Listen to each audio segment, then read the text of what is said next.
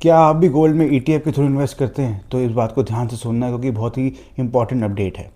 ETF होते क्या है बेसिकली, जब आप गोल्ड में मान लीजिए 100 रुपये लगाते हैं, तो अब तक होता क्या था, उसमें से 98 रुपीज़ के आसपास जो है वो फिजिकल गोल्ड में एएमसी जो है वो इन्वेस्ट कर देती थी। तो आपका जो पूरा पैसा था वो एक्चुअल गोल्ड में इन्वेस्टेड था, सेफ था।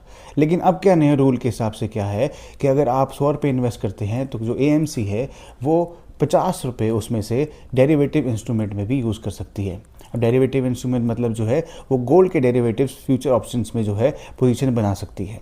ठीक है, तो इससे क्या होगा कि अब आपका जो 100 रुपये का पूरा पैसा था वो 100 रुपये जो है गोल्ड में नहीं जाएगा, उसमें से 50 रुपये जो हैं वो डेरिवेटिव्स में भी जा सकते हैं।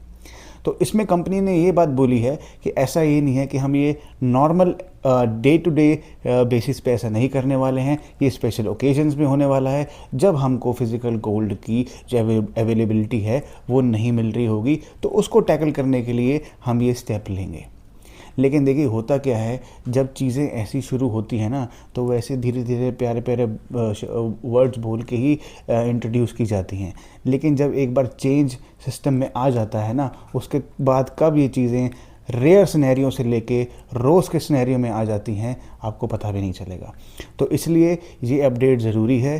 तो और सेबी ने भी यही कहा है कि आप चाहते हैं, ये आपकी मर्ज़ी है कि आप इन फंड्स में पैसा रखना चाहते हैं या नहीं चाहते हैं। उसमें आपको आगे से क्या करना है ये देखना ज़रूरी है कि वो जो फ़ंड है वो पैसा कितना आपका फ़िज़िकल गोल्ड में रखेगा और कितना पैसा वो डेरिवेटिव्स में इन्वेस्ट करने वाला है। और अभी के लिए शुरुआत जो एचडीएफसी एएमसी ने करी है, अभी वो कंपनी ने शुरुआत की है। देखते देखते एक कंपनी ट्रेंड सेट करती है, फिर दूसरी कंपनी फॉलो करने लग जाती हैं। तो धीरे धीरे करते करते ऐसा जो है एक